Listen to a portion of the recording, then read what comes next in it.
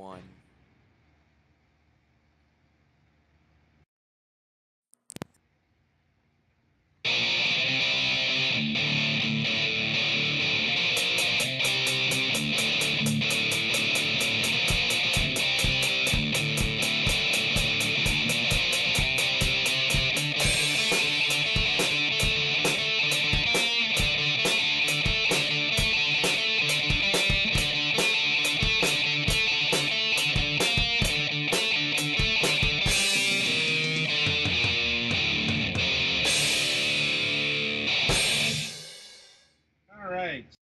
Welcome to another week of Fragments of Silicon Reviews.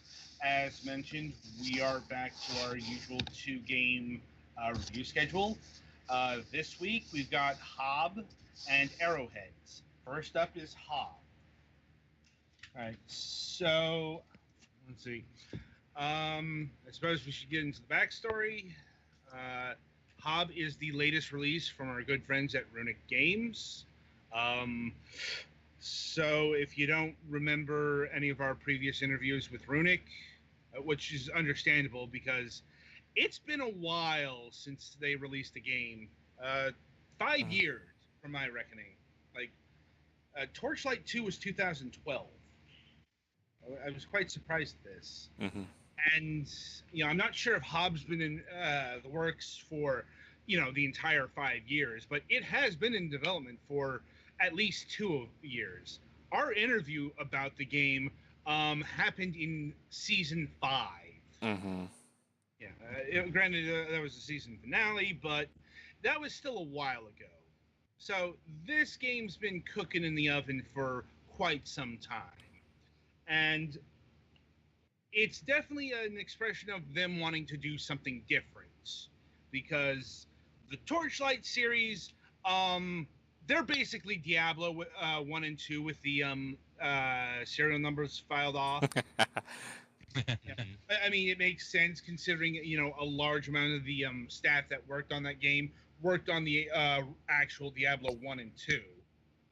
But Hob represents a very different direction in pretty much every way I can think of.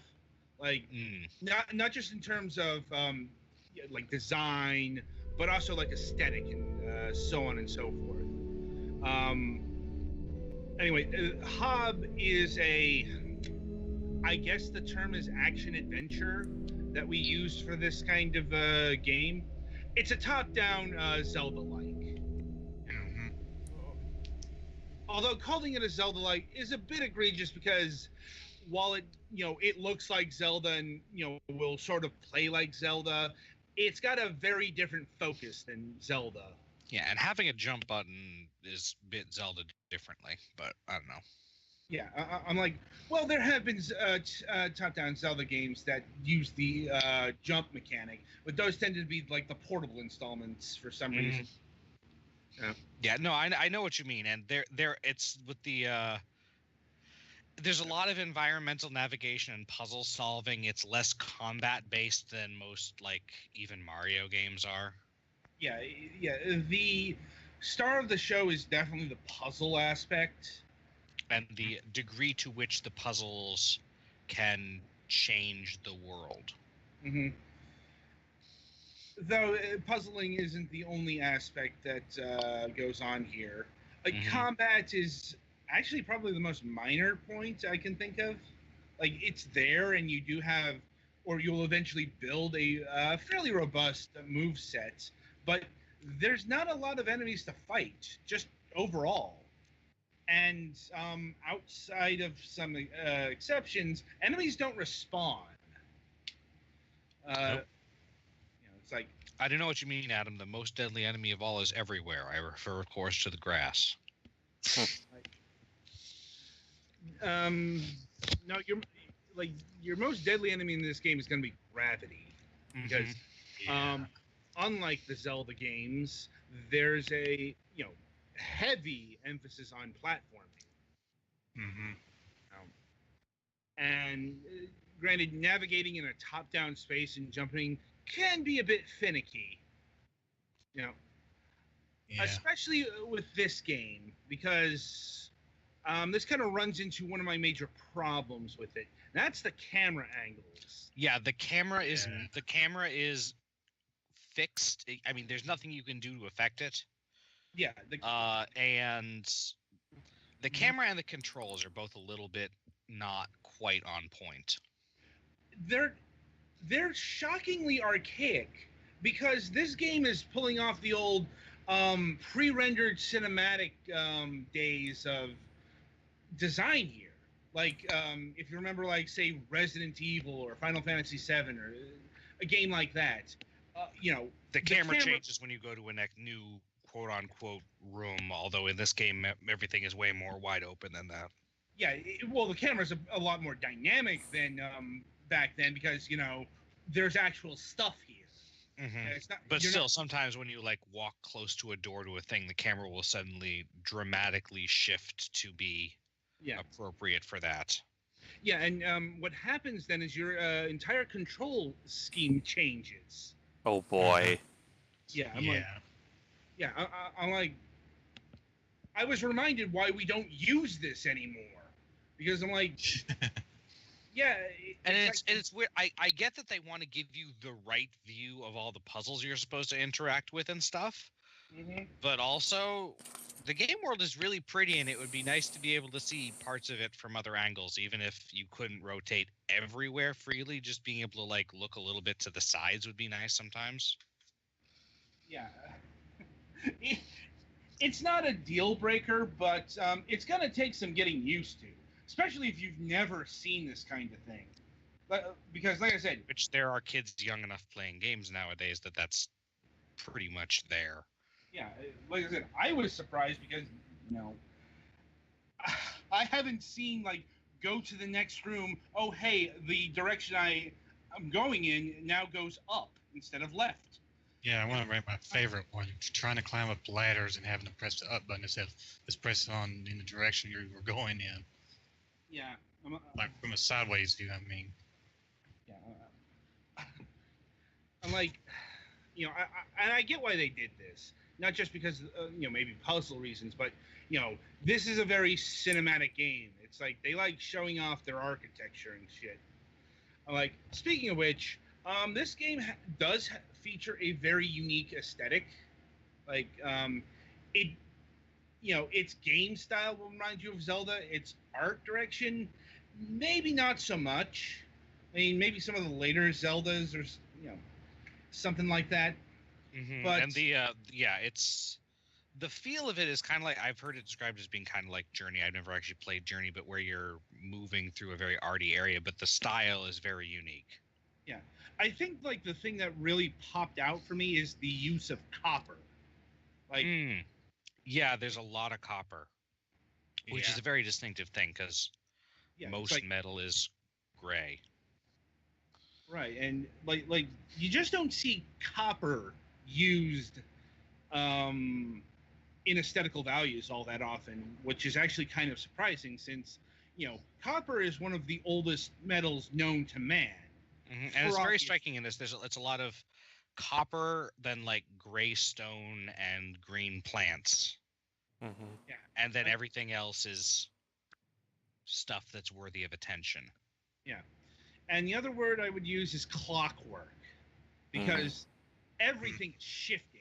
Like, everything is moving on like it's on gears and servos, and it's like someone made a game out of the Game of Thrones opening or something like that. Yeah, and a lot of games, if you come across like a stone circle or something, you have to stand in the middle and do something important, or walk around the edge and do something important. In this game, you're more likely to have to basically hit a couple buttons, and then the entire stone circle will unscrew and turn into a gigantic stone flower thingy, and then you have to run across it. Yeah, and that kind of ties into copper and electricity, another big motif in this game. Mm-hmm. Like, this thing is all like industrial and mechanical instead of mystical. Although it's very grown over, so there's an interesting natural effect to a lot of the mechanical stuff. Right. And let's see. So Actually, as a weird thing, this is maybe a slight bit of a side note, but when I first heard the game, I was reminded of there's a webcomic called Dresden Kodak that did a storyline called Hob once, and I expected it to be completely different. And actually, the robots in that had kind of a similar aesthetic to this. That's just struck me as odd. So, getting tying into that is, the whole storytelling procedure. This game goes for the wordless variants, or in the sense the only words in the game once you're playing are on the menu to select which screen you're looking at, but like all the things that you gain aren't named, they're just icons. And then when you're purchasing new abilities in the workshop, they do tell you in actual words what they do. Because that'd be a dick move if they didn't. Yeah. Okay, so the approach has its ups and downs. Like, okay, I can appreciate what they are going for here with the whole wordless exposition, show, don't tell, and all that stuff. But the problem is, this is all, it's an alien world with an alien language and alien figures, and you don't know what any of this shit is. And, nope. Like nobody seems to know what the avatar is exactly. Like, you look humanish. I'm pretty sure you're alive. Yeah, you look to be also being a robot. Yeah, somewhat organic. Yeah. I'm like, I think that I think there might be more answers in supplemental material, but well, that's supplemental material. That's extra credit at best. And also, do we even know where we would look for this supplemental material, or? I think you get it free if you buy the game on GOG.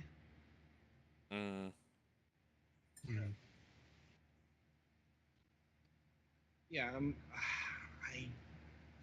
I'm not sure if it's in the Steam release. Like, that's kind of bad. Yeah, let's see. I forget what it's. Stories: The Path of Destinies, which is currently it's an exclusive GOG offer. Anyone who purchased or has already purchased Hobbs will get a free copy of Stories: The Path of Destinies added to their account. So, that's not good, Runic. That's not good. So essentially, the entire. Game, I think that's a separate game. It's supplemental material. I think meant to flesh out the world. No, it's a different game. Oh, it is? What? Like, huh. Interesting. So it is. Still, my point still stands. It's a thing that's only available on one platform. Yeah, I don't know. We have a soundtrack, but that doesn't have. It's not like there's an art book or something. So. Yeah. So I suppose this is a good opportunity to mention the soundtrack or the lack of one. Yeah, there's mostly environmental, except occasional bits of short music. Yeah. I'll say it right now. I honestly don't know if the soundtrack's worth buying because it's so it's so minimalistic that you almost don't notice it. Yeah, you're going to hear more background noises and ambient sounds than actual music most of the time. And it's especially important because they're asking $10 for this thing. And I really can't recommend you buying the soundtrack, given that I honestly don't know how much of this is used in the game. It's 10 tracks. They're called Samba Forest Prizex, Valicita, Saturn S, In the Tank, Tower, Cenotaph, Anima, and Gemini TX. Those Total sound run time a little over an hour. yeah. I'm like, okay, that's not like no. They're not using the soundtrack to its fullest extent. Like, I'll say that right now. Mhm. It's not necessarily something that hurts the game. But it is something that is noticeable. Right? Mhm. Yeah, especially since in Zelda games the soundtrack is usually quite prominent. Although, But I suspect there's some intent to cultivate a well, yeah, experience that is well, yeah, it's all the would be immersion. harmed by having a lot of music. Yeah, well, it's all about the immersion. Like, the minimalistic soundtrack is all part of the immersion, or the perceived immersion at the very least. Like, let's see. The game is surprisingly large. I'll be honest. I was expecting about 6 to 8 hours for main quest. Mm-hmm. I'm like 15 hours in, and I still haven't even gotten to the end game.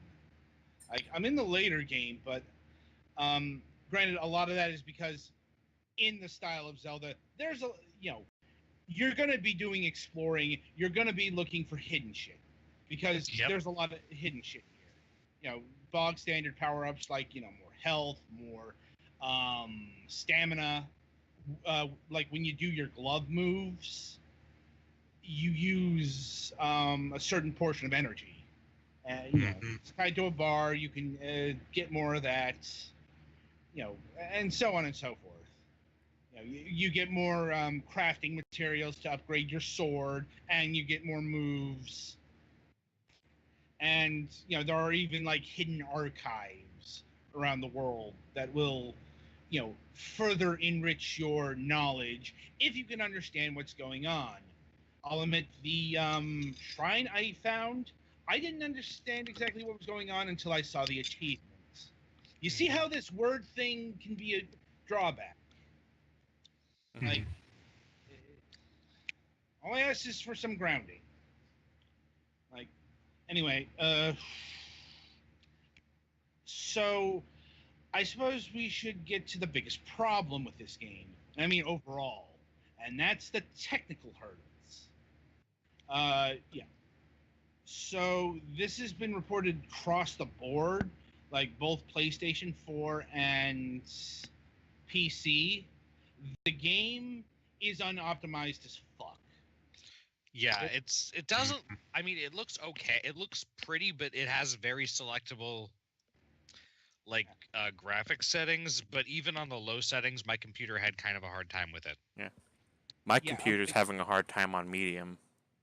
Yeah, it's like I was having frame rate drops in certain areas.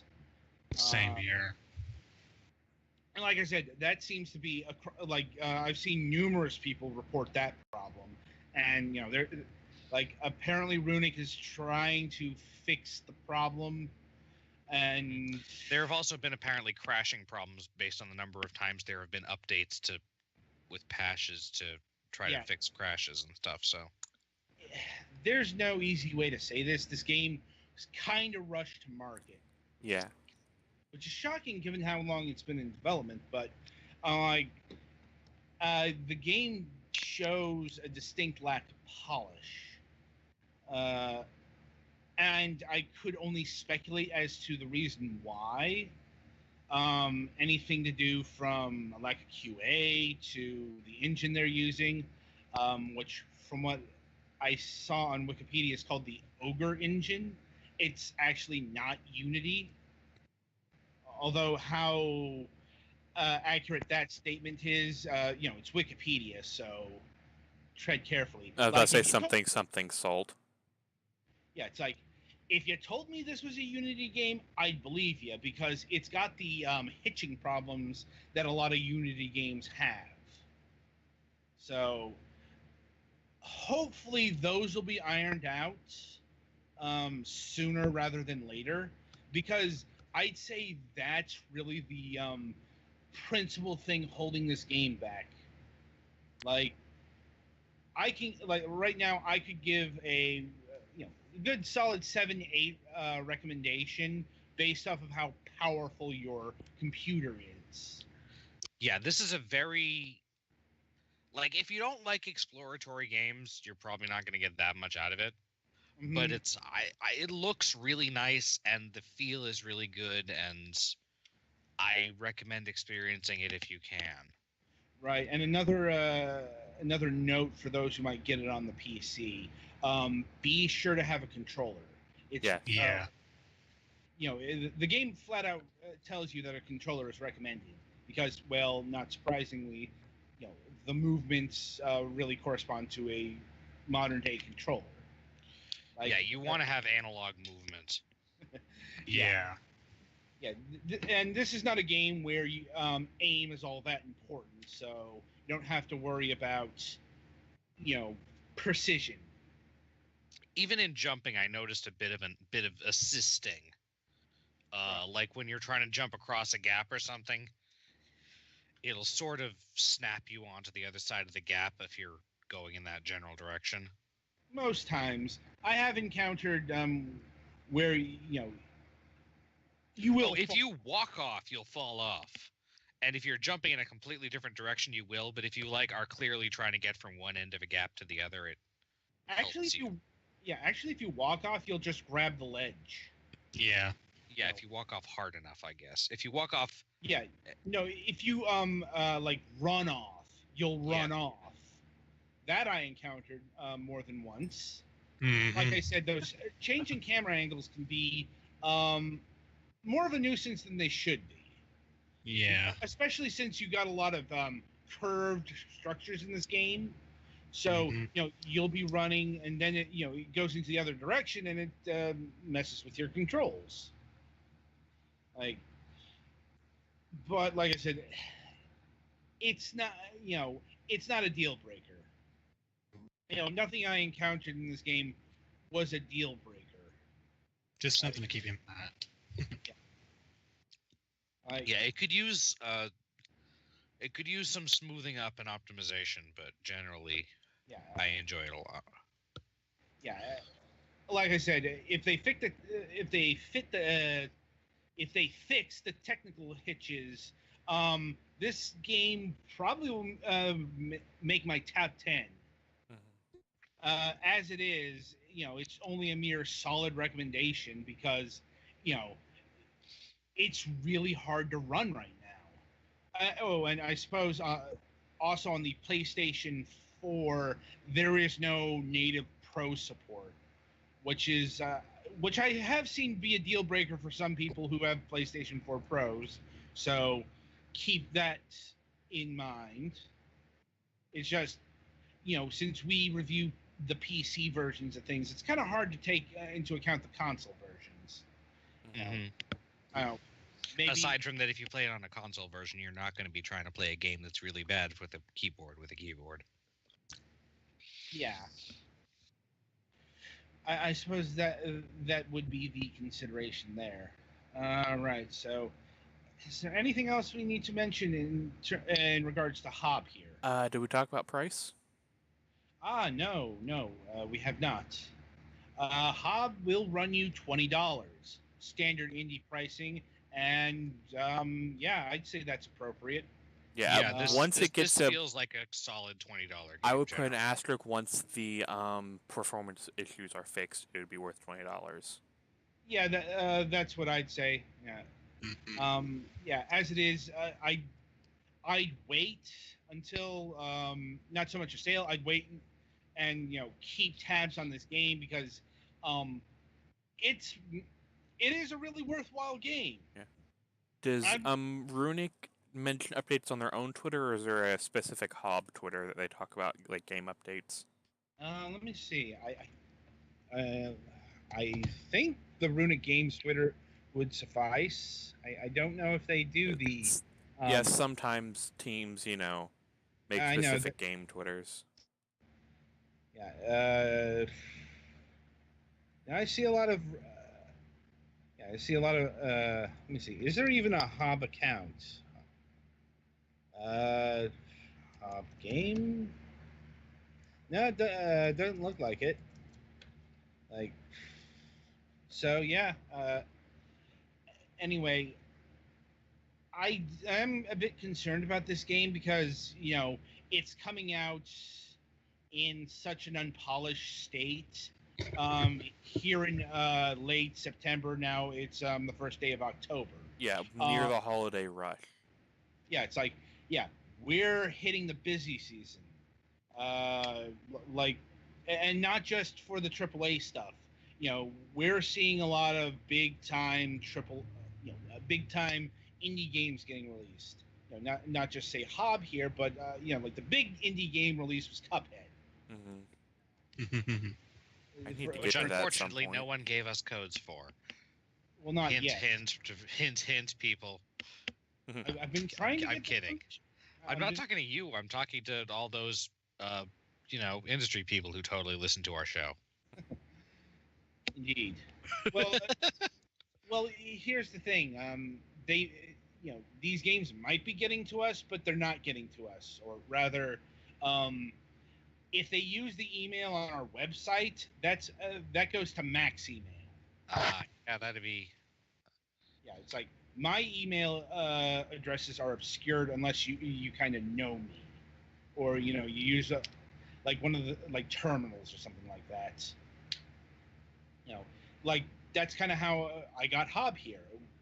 Runic Games and our show go all the way back to like 2010 or 2009, when the first Torchlight game got released. Mm-hmm.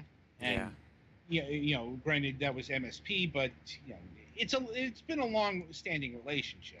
Mm-hmm. Studio HMDR trying to get on the show, but no luck because, well, I think they've been a little too busy making Cuphead. Yeah. Oh yeah. So something driving sure themselves that a little game took really a lot of insane. work. Yeah.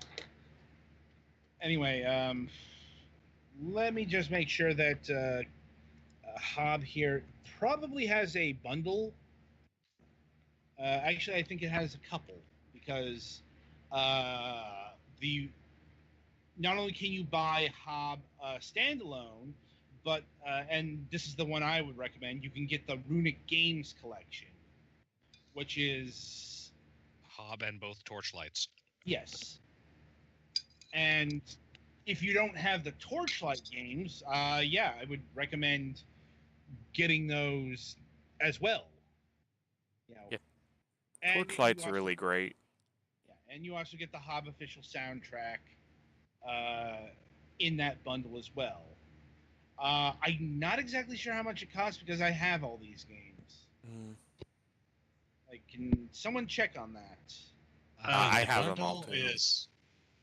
The bundle is $31.48.